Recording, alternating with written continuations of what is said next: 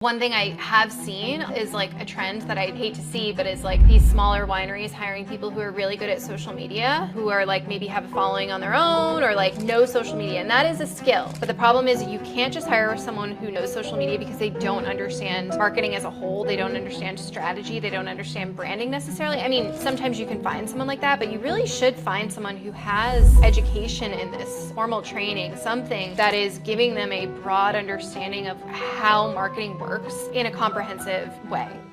Sit back and grab a glass. It's Wine Talks with Paul K. Hey, welcome to Wine Talks with Paul K. And we are in studio today in beautiful Southern California, about to have a conversation with Molly Bossardt way out in Virginia. Introductions in just a moment. Wine Talks, of course, available on iHeartRadio, Pandora, Spotify, wherever you hang out for podcasting. And hey, give me a review. I mean, give me a good review. If you don't have a good review to say, then don't say it at all. I'd appreciate that. And tell your friends about it. We're here to talk with Molly, the founder of Bread and Butter Digital Marketing. Welcome to the show. Thank you. Thanks for having me. We had a great pre-call conversation about what this crazy industry does to our lives, but you're going to share that with us now. But tell me about Bread and Butter, exactly what, where your market is and what you do with it. Yeah, definitely. So I founded Bread and Butter in 2020. Initially, I was supporting local businesses with organic social media and paid social media as well. So basically supporting them with like their digital marketing efforts. Prior to that, I had experience. I was living in New York pre-pandemic, like a lot of people, uprooted their lives. So I moved back here and I noticed that there were so many wineries. I mean, I knew that there were wineries here, but I was seeing this like lack of digital innovation or like even digital presence for a lot of wineries. So I really thought that my skill set would like perfectly match the wine industry. So I really niched into wine pretty soon after founding my business. And since then, I've been supporting wineries with all forms of digital marketing. So kind of coming on site for smaller wineries and helping them out in a 360 capacity. So really hitting like omnipresent channels, email marketing, social media management, paid digital, website optimization, etc. So you said a mouthful already. That's one aspect. I know. And I talk really fast, so I'm sorry. No, I mean, I just have all those pieces of digital marketing prongs. Each one of them is a focus. Yeah, and they've got so many layers. When we're talking about organic social media, it's also working with influencers. There's an element of PR too, and when I'm working in that capacity with clients. And then I also support with paid social advertising, so meta advertising. I support clients in that realm as well, and I really love that and find that to be really effective way to drive sales, really effective. Well, we'll get into the granularity of some of those because an hour, not even an hour, is not enough to talk about each one of those things. But you said something interesting. You said you started in 2020, which of course was the pandemic.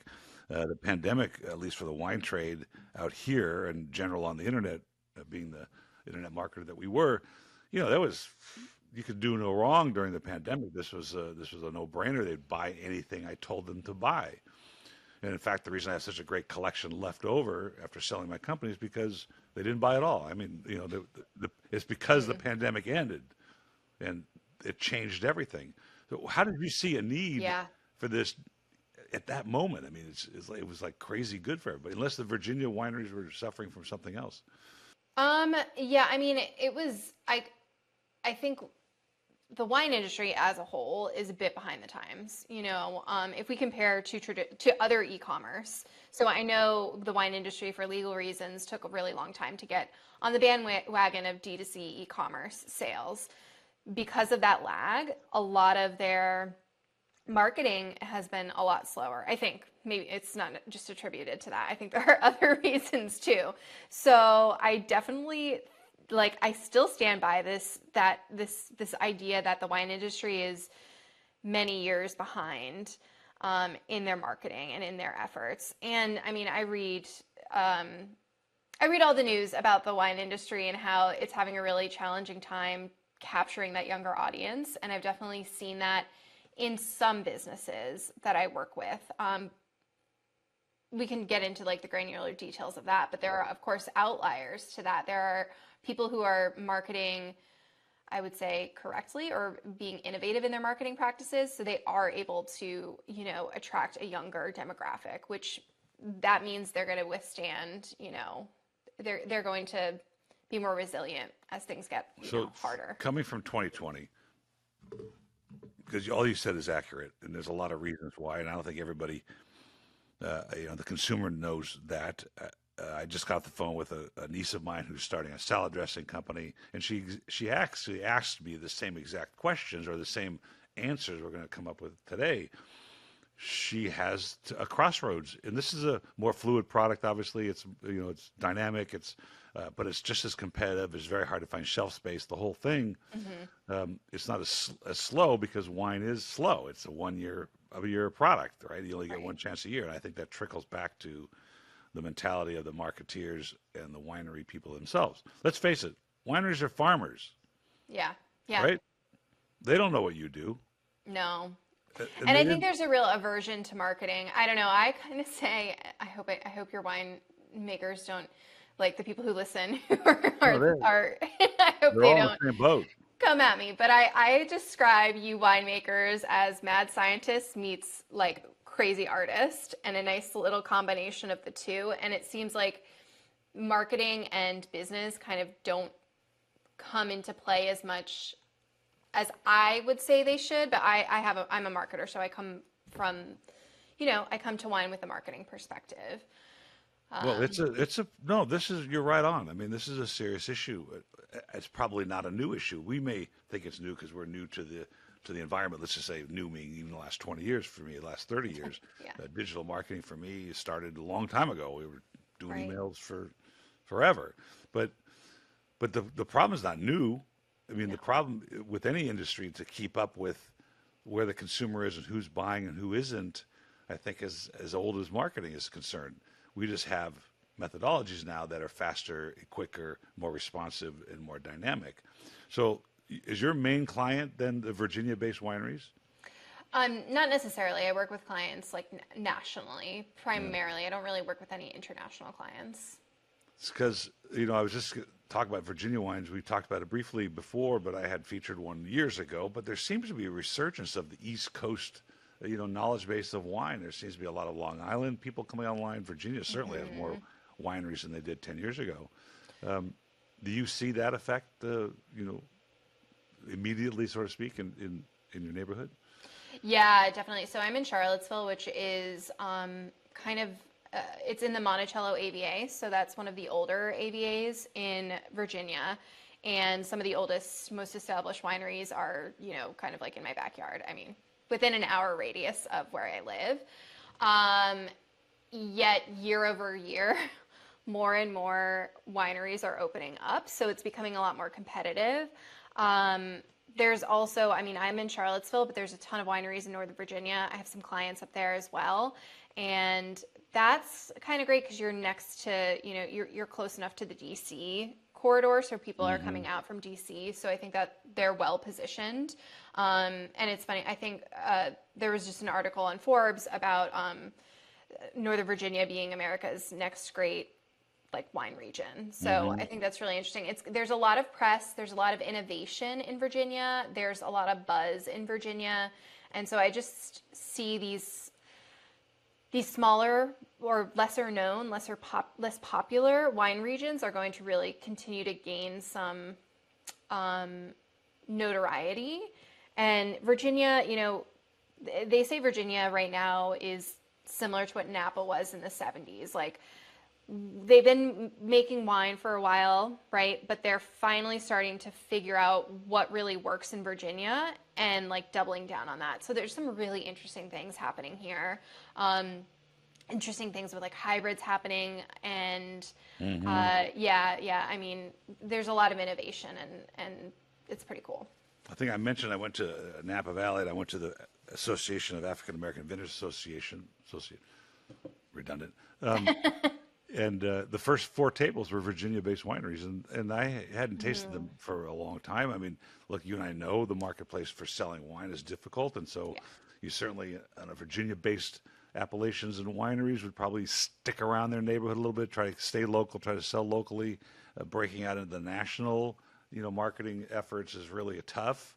I've been representing three brands here that I thought were really great brands, and I cannot, even with all the connections and all the years, find a distributor today in today's environment that want to take on a new brand. In all three of these things are pretty hot segments because their book is full. They don't have Right. the staff to sell it, and unless you have the placements already in hand, you come to them with a hat full of places. Well, I got it here, I got it here, I got it here, so they can pick up immediate sales volume. It's very tough. So how do people find you? How do people find bread and butter? Just, you mean my clients? No, like you should have said, very nice. I'm a nice person. They find me as a great. No, I mean, Oh, how do they yeah, hear yeah, about you yeah. guys? So I mean, I'm very active on LinkedIn. I've made a ton of connections. We met on LinkedIn, Yeah, so yeah. that's one of my favorite social media places to be currently. For a couple of reasons. LinkedIn, obviously, you're going to get a more professional crowd. Um, Also, not a lot of people are posting really interesting content on LinkedIn, so that's a hot tip for anybody else who's like a business provider like me. Um, I made a lot of really great connections there. And then, of course, honestly, I reach out cold, usually do a lot of cold email introductions to people and have gotten clients that way. I have a listen to a couple of shows I just released. One of them was with Vito Lafata, and we're going to talk about digital marketing today with Molly. So we're going to talk about a startup winery, startup wine tasting room here in Southern California in Temecula. And Vito, he seems to have it going on. I think you'd have an interesting conversation, an interesting listen of him as well, just off a trip from Bordeaux. And you want a whole different viewpoint of the world of wine, that's where you go. And so I had a conversation with the winemaker at the famed Cheval Blanc, and Monsieur Clouet, and you will hear the most amazing passion of being in this industry that you've ever heard. So have a listen to that. And what is the typical, I think we had this conversation too when I went to Napa before COVID. I had this conversation like, what are the wineries going to do when COVID hits that don't even have a chat bar on their computer? And that makes sense because I'm a small winery and I'm a farmer. I don't understand how to put a customer service representative in front of a monitor and wait for the chat bar to ring. So what do they usually come to you with? Like, this is what I'm doing. I'm not doing anything. Talk to me, kind of thing. What's their typical Yeah, problem? yeah, it varies. So the smaller scale wineries that don't have any kind of marketing team, never have, generally come to me with like a website that probably is a little bit outdated. I don't do website design, so I'll refer them out to other people who do. And then really need to establish some sort of social media presence. So organic social media is typically for those smaller businesses where we're going to start essentially after the website has been updated and cleaned up, really establishing that as a channel and getting people on, getting followers. And from there, we kind of go through a bit of a journey of just creating some buzz around your winery. So I really like partnering with influencers. I think it's kind of an untapped resource in the wine industry because not a lot of wineries are necessarily taking advantage of that. And it's not expensive. So a lot of those people will come free, basically, for drinks and to be able to use it for their own content. So that's really great. Then we work on, some press. So getting some really good press for my clients has been something that I've been able to do. Forbes, Wall Street Journal for clients. So really good, heavy hitting things along those lines. Obviously, email marketing is critical. So putting in some sort of email marketing infrastructure, it's going to be different for each client based on their needs and priorities. And from the top, we're doing a comprehensive strategy and doing a roadmap essentially for the next 6 months or so of ways, what is our goal and then how are we going to get there and breaking it down. Um, and then the last piece really is like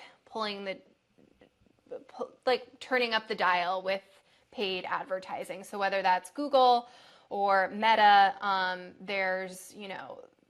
we can start to funnel some money into paid advertising to really turn up conversion. So the best case scenario for something like Meta ads, for example, which Meta, if anybody's listening and doesn't really know what that is, it's Meta owns Facebook and Instagram. I'm sure you guys know. So it's advertising on both platforms. The best case scenario is to do something like really my favorite way to use that is if you are prioritizing e-commerce and prioritizing conversions that way. So to actually create sales, generate more sales through the platform. You can What do also you, what do you, I'm going to stop you for a second.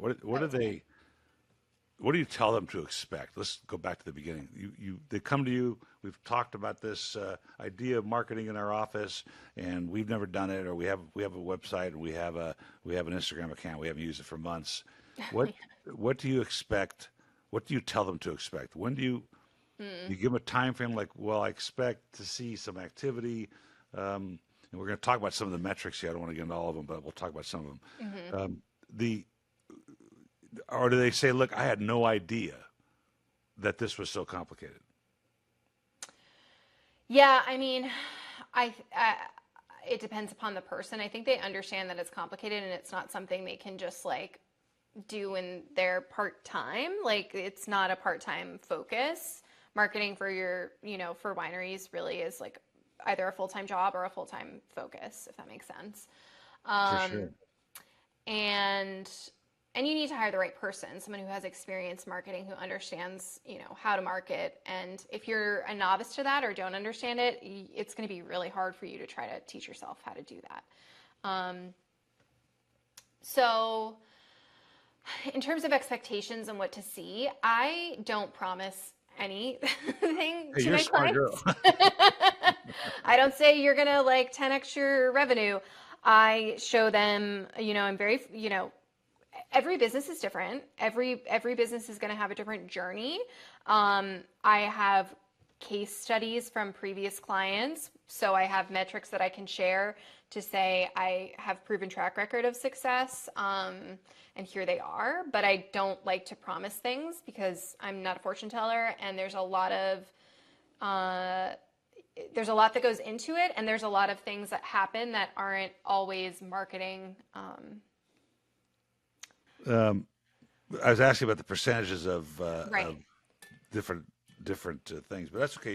You were answering it, and I think it's important. But because going back to the concept that these people don't know really what's involved and how complicated it can be, and I think most people I spoke with early on in this my career, I mean later in my career, about doing this and what it takes, you drive these metrics, and they're like, what? They're cross-eyed. They don't, which is fine because it's not something we understand. And then the more you get into it, the more their eyes gloss over. And so I'm trying to ascertain how you handle justifying some of these.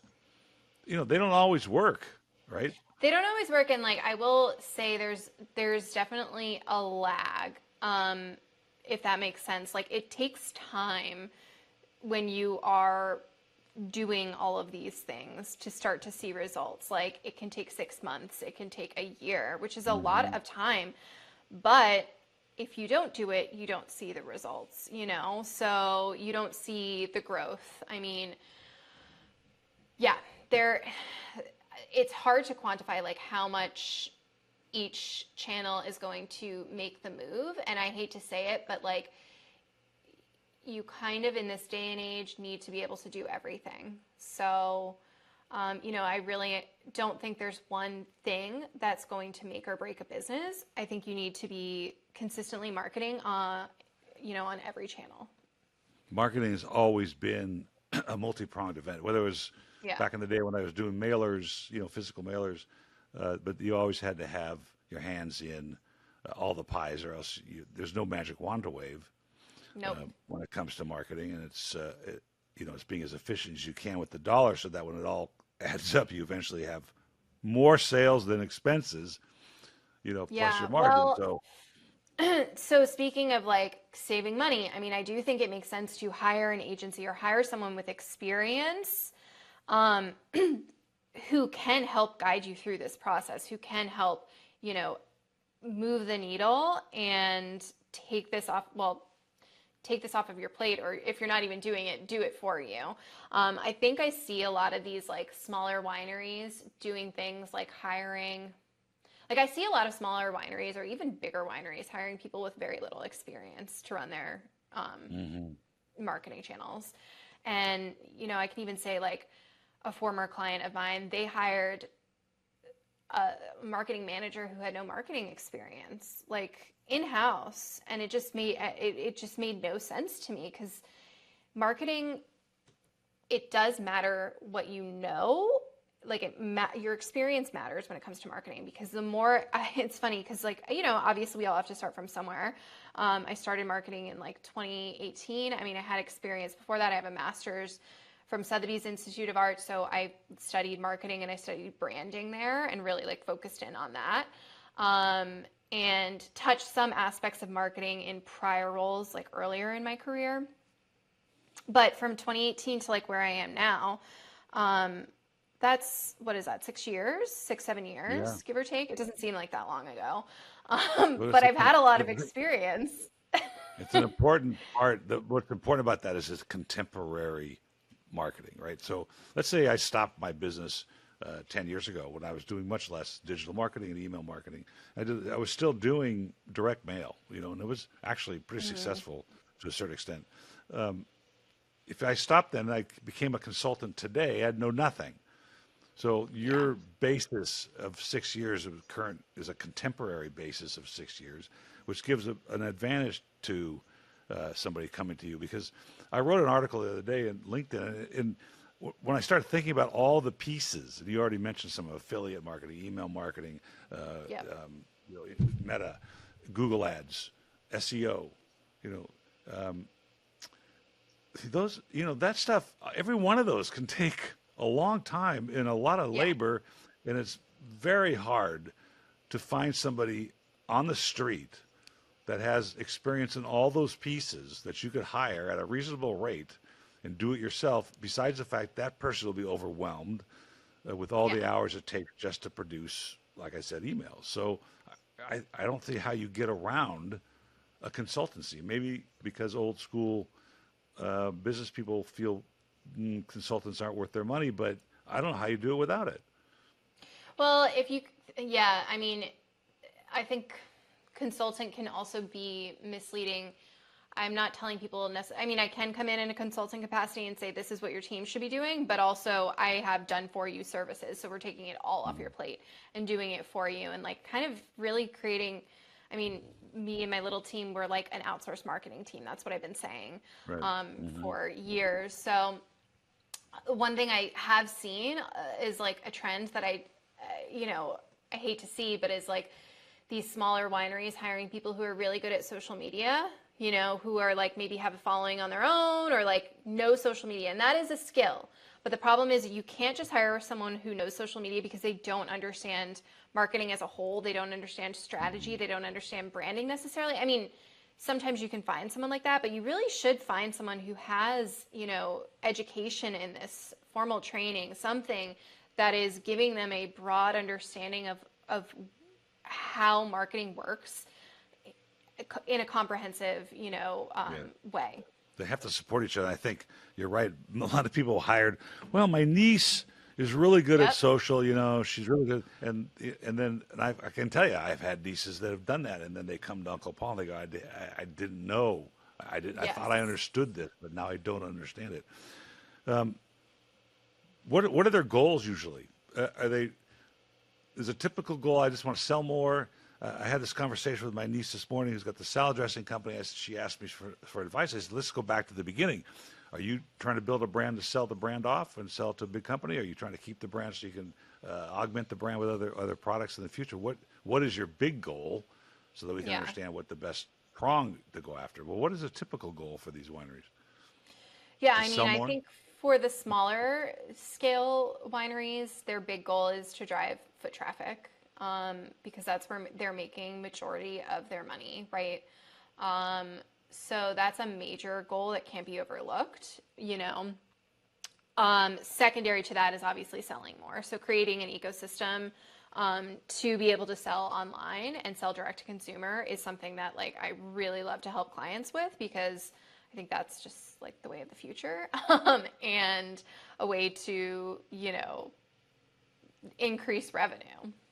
So in the old days, there used to be a benefit statement like, what does a winery tell you? And this is fascinating to me because wine, you know, it's the same product it was 10,000 years ago, but Right. branding and packaging and all the rest of it, you know, changes all that. But Right.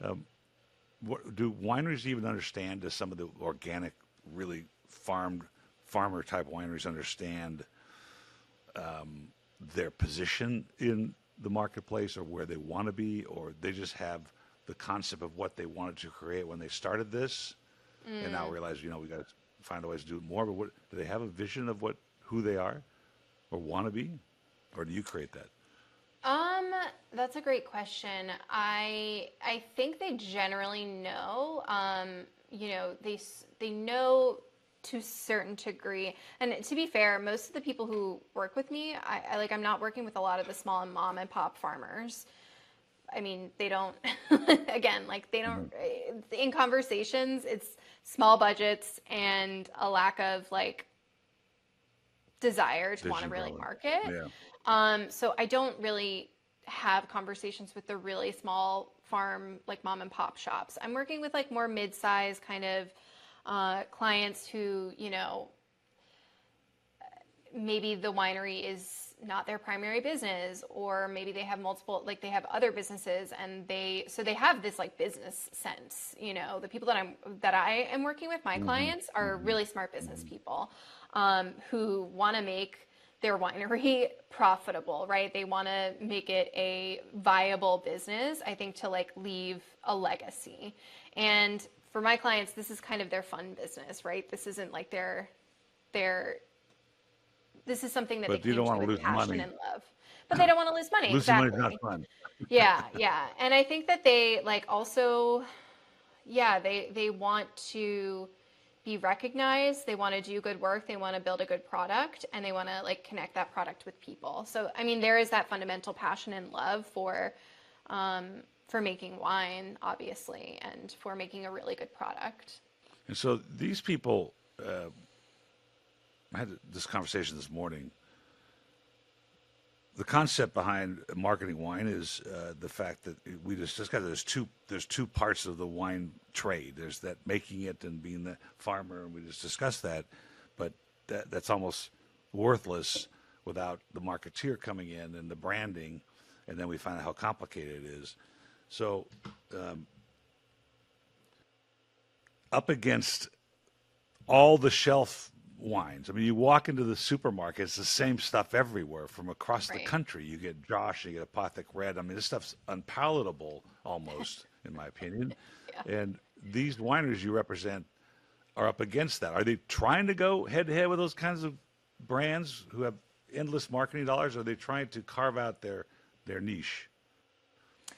I don't think they're trying to go head to head with those. I think they're focused on what they do well and doing well at that thing and focusing in on that niche. Um, yeah, I think it's really hard to compete with people who have endless marketing dollars. So, That's it. and I think like also geographically speaking, being Virginia wine, you know, if I'm talking about my Virginia wine clients, that those people are, you know, really looking locally for their local support and for their local community. And I think community is more important than sales for them. You know, I mean, obviously sales are important, but they're kind of building a community and building a, yeah, a following, so to I speak. think that's. I think that's. I had a guy come in years ago with a wine called Sleeping Indian, with this horrible label, and the wine was average. It was all right, and he was, you know, trying to break into the larger world of marketing wine, and he was from Temecula, and Yeah. he didn't appreciate my opinion because I said, look, you can't go to the street with Sleeping Indian. The Yeah. label looks like your daughter designed it on a computer. She did. And I said, I go, just stick, I could just stick to the local restaurants that you're already in and make, be happy with that, because if you open this Pandora's box of marketing wine through the regular channels, it's going to kill you. It's going to cost you a ton of Yeah. money, and it's going to be very hard to get traction. Um, let's switch gears a little bit. When I sold the company, I lost my social network, and I lost my digital designer, and I lost my Mm, audio engineer and video engineer. And so I went on the street myself, and so I lost my scheduler. I scheduled these shows that we're talking today. But I'm not going to produce the show anymore, to the extent of I used to do the Adobe Audition. I would use the video editor, and this just takes way too much time. And so I found a Serbian audio engineer, $50. yeah. Okay, this guy, Wow. I I use the example he did for me. I use all the time when I hire a consultant to do this, or when I look at consultants to do it for me that are local. I go, if you can do this guy's kind of work, like if you can improve the quality of the sounds like this guy could, you don't have to do it for $50, but then we're on. So I sort of benchmark with the people I'm hiring. But now AI is kicking in, Yes. and I've been using a lot of AI for some of the production side of it that I do, and I have personally no problem that if my audio engineer uses the AI algorithms to fix this audio, more power to him. I'll pay him, because I don't have the time, even with AI, to do it. Have Yeah. you seen AI creep into the things you're doing, or it should be? Everything that I'm doing. Yeah, yeah, absolutely. AI is a enormous topic and like something I touch every single day. So, my thought on AI as it stands is it is nowhere close to replacing humans. It is a tool that humans can use. So, if someone who's a marketer, or sorry, if there's a like whatever, a winery owner who thinks that they'll just use AI to like do their marketing for them, they're in for a rude awakening, because it's really like Yeah. you still have to know what you're doing. You have to know what you're talking about.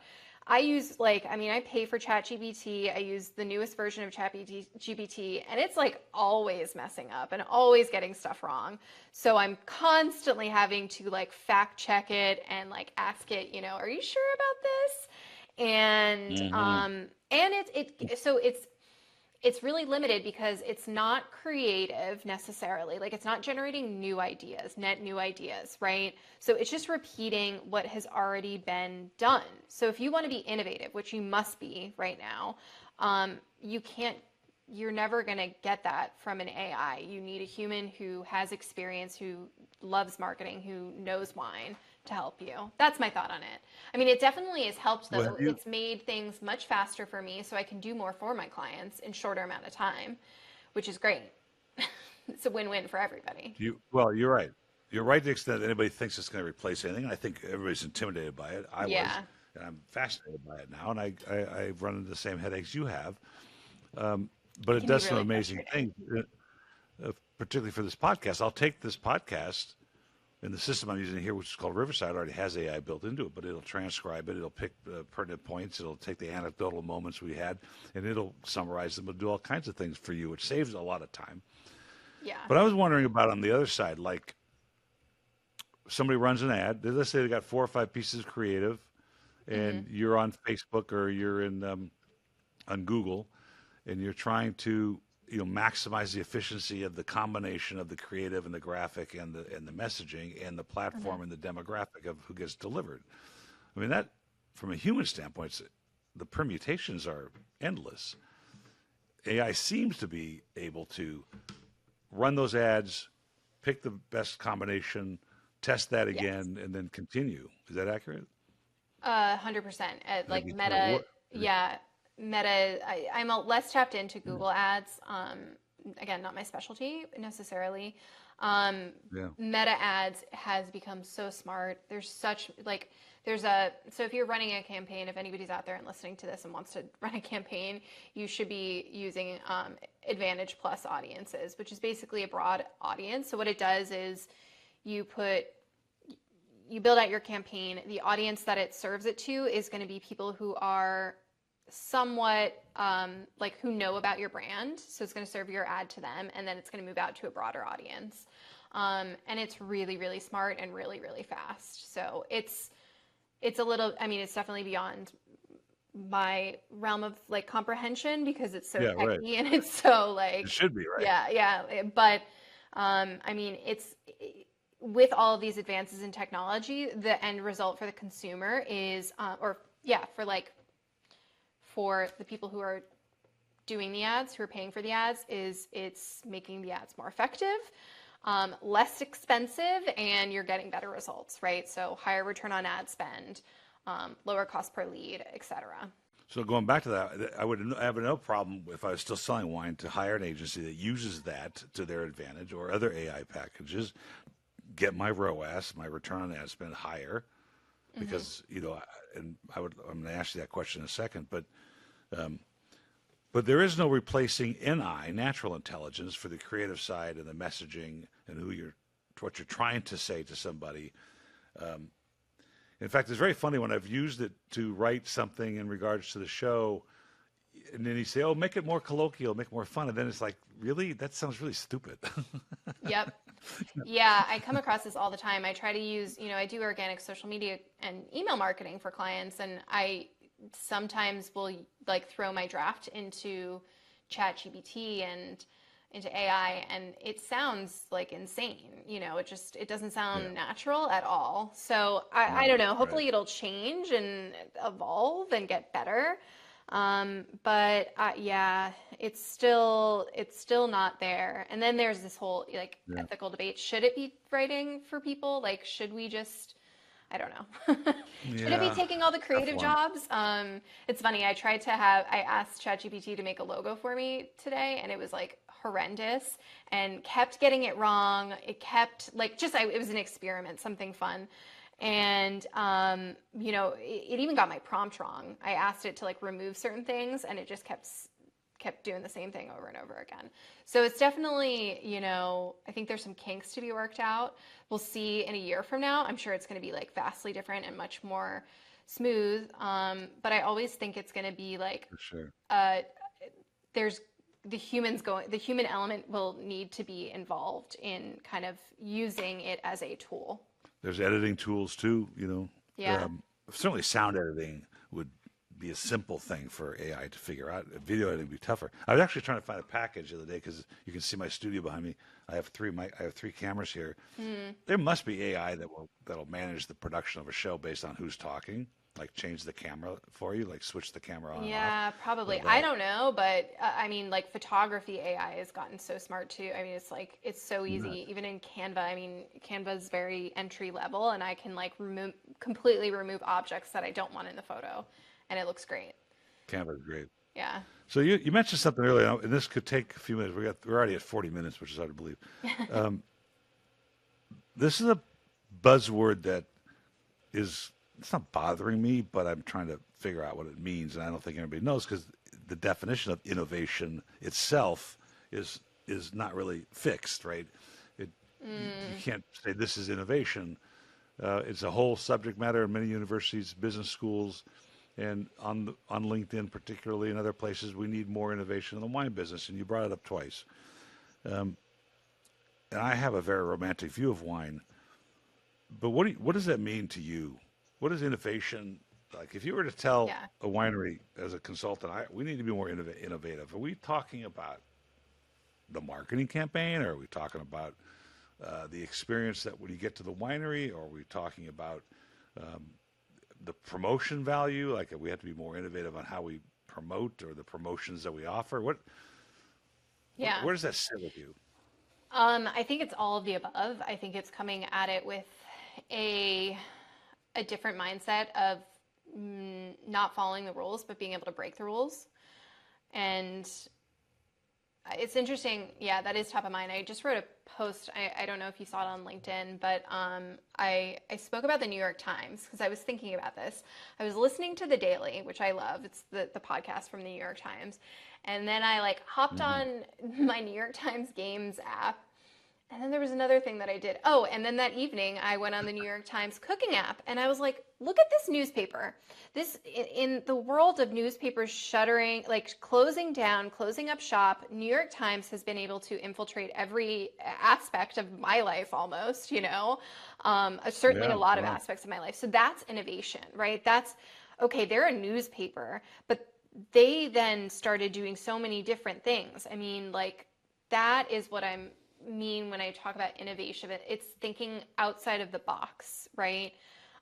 Obviously, again, comes this is from I am a marketer, so my perspective is always going to be in marketing. But I think innovation needs to happen at the product level too, right? We talked about this on our initial call, producing wine that people actually want to buy.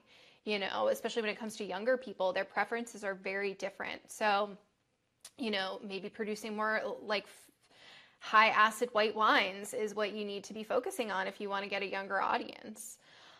Hmm. I'm not sure if that's necessarily innovative, but there's so many other Well, things. Yeah.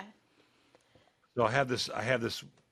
Somebody brought me to my attention the wine. I won't bring up the names, but it's got a crown cap, and if you pop it open, there's a conversation starter at the Hmm. top, and then if you want to write down who you had the wine with, and the comment I made this morning was, but doesn't that presuppose that the wine inside actually is a conversation starter in itself? In other words, you want to drink it, Right. rather than the fact that it has a crown cap and a question on the bottom, and rather that you can write your the company you were with and the subjects you were talking about and save that sticker. I mean, it wasn't that long ago where my dad used to sell these large pieces of tape, and you would wrap the bottle with it, and then you pull it off, and off came the label, and you would Right. save that in your book. I mean, Right. who does that anymore? Nobody really does that anymore. Is that Right. innovation? I don't know. Is packaging innovation? Um, I think Maybe innovation it's my old fuddy-duddy routine. Go ahead. like I think of innovation as maybe being a little bit more deep than that, or like meaningful than that.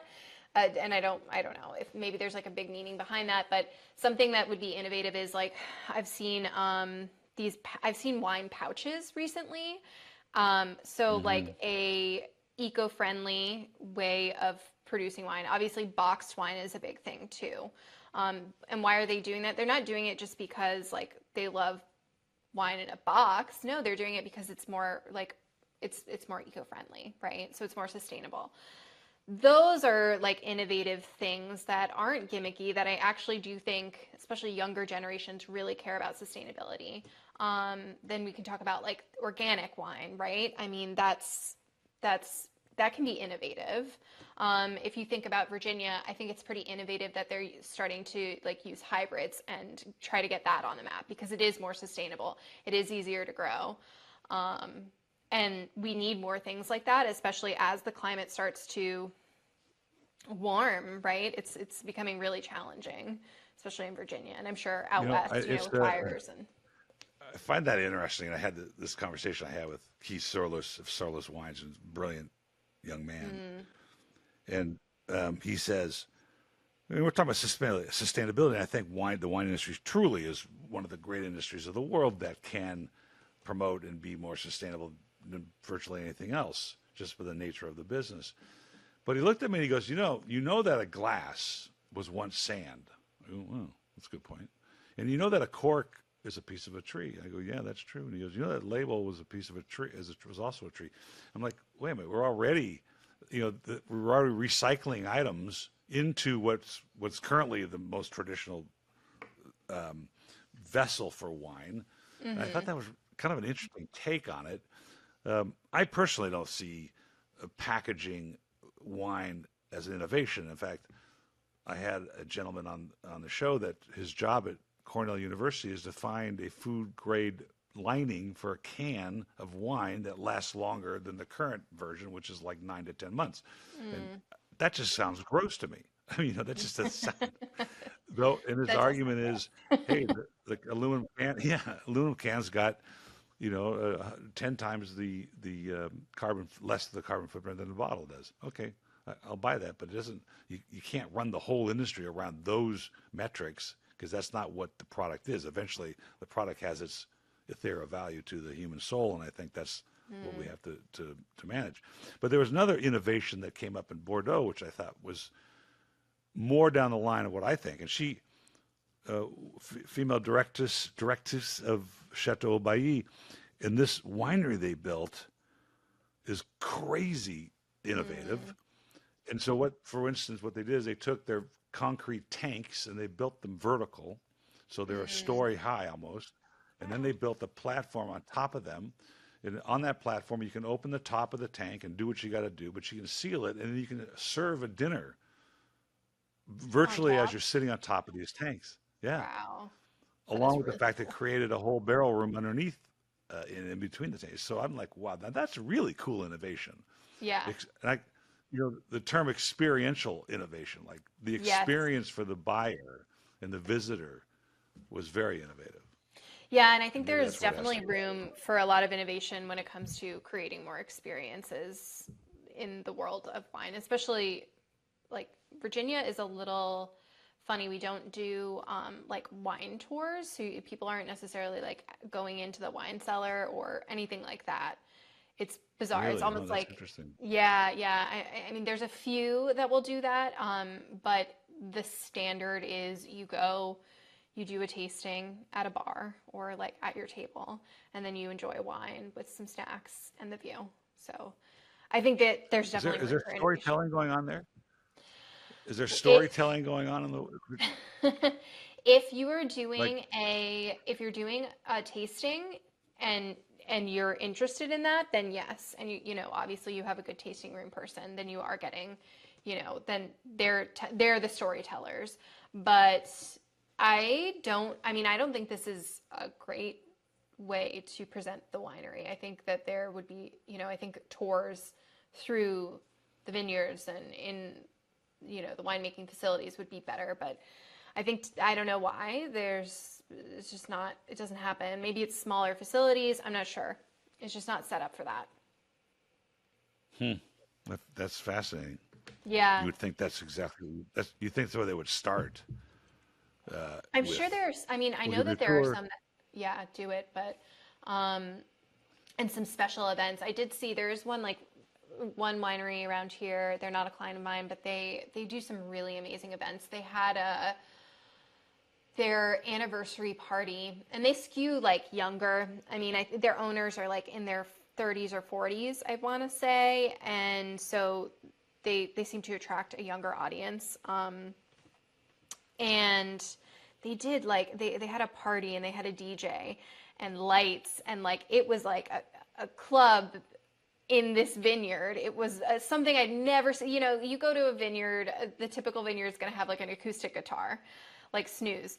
This was like really, really, really fun, really, really cool and memorable, right? So I think if you can create more of those experiences, of course they need to be authentic to you. If you're like a winery owner, or if if your patrons aren't interested in that, then like that's not the right move. But I think that those are small ways to innovate, Well, you that's a know. good point.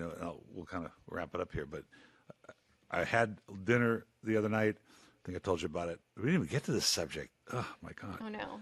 About the inspiration of all this. We'll have to do it in the next one. But I had a great conversation with a guy that I saw him at a steakhouse, and I was telling him, I go, I'm just tired of. I don't even go to Ruth's Chris for a long time, or Fleming's. There are these giant old school steakhouses where you get cream spinach and cream corn, and you get a baked potato. I don't enjoy that anymore. It used to No. be, it would be the height of aristocracy to be able to do that. And I don't like it. And he goes, well, we're called Boa Steakhouse, and he goes, we're slammed. And I go, why? He goes, because what you just said, it's a club. He goes, the Lakers, the basketball team, he goes, they'll call us when their game's over and say, stay open a little longer. Here are the wines we want to drink. We're coming over. That's how a Wow. destination the steakhouse has become. And I thought, okay, I'm an old guy. And I have to keep an open mind in all this. And I think you nailed it. It's that generation that is coming into this fold. And we have to be flexible enough to understand and hopefully figure it out. Now, I know there's lots of studies about Gen Z and X and all that and what they're drinking. I mean, I'm not sure I buy all of that. But the idea is they're different. Baby boomers different than Gen Zs and Xs and millennials. And the experiential part has to cater to that, I think. Yeah, yeah, agreed. I mean, I think a lot, yeah, we could have a whole nother episode on the generational, um, Yeah. how each generation is responding to wine differently. Um, but I'm a millennial, so I think I sit in a really good position to help wineries attract that younger, and I hate to say Hmm. this, but middle age range of people. My birthday's tomorrow, Those were actually, the days for funny me. enough. Okay, good. But yeah, I know I'm like, but anyway. So there's a Well, whole that topic. we will make that a separate. Yeah, we could do that. That sounds We great. we will make that a separate episode. And we're at 52 minutes, so we're wrapping it up. It's such a I enjoy speaking with you just because Yeah. the perspective is fresh and important part of what we do, and you have to convince the farmers and the winemakers of the world, and even young entrepreneurs that didn't understand this part of our industry, that it's important to do. And so I wish all the luck in the world with this, and I hope I Thank can you. help you in the future with any experience I've stumbled across. I mean, stumbled. So, Well, I mean, I'll but riddle you this. it was Are there any fascinating. wineries that haven't marketed well that are like doing great, or that you think will withstand the test of time? I don't think there are. I think you have to be marketing in order to do well. You have to market, and it's very interesting because I just this part I have to be careful what I say because I don't want anybody listening. But one of the great chateaux of France hired one of the big PR firms, and this kills me about PR in general.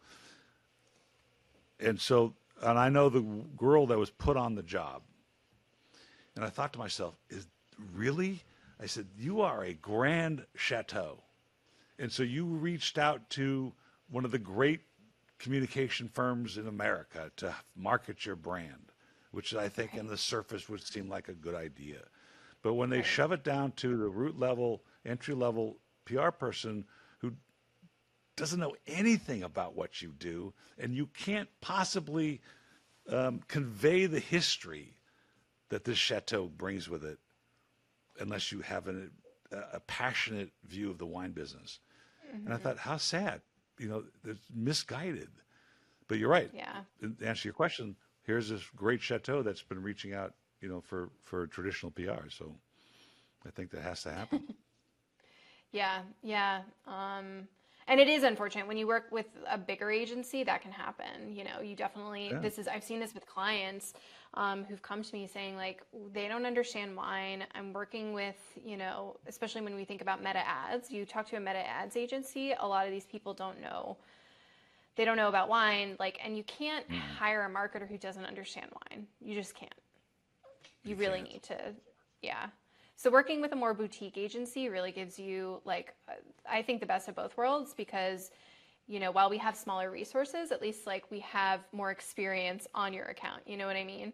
And more hands on your Exactly. account. And you're definitely going to get I more think it's care with critical. a smaller You don't get to agency. say I'm with so and so, but it doesn't matter because all you care about is that people see what you're Well, doing. if you're making money, Anyway, you'll be yeah, happier. right. Pleasure to speak. Uh, I'll let you know when yes, this me is too. Thank you, released, and Paul. we'll do it again.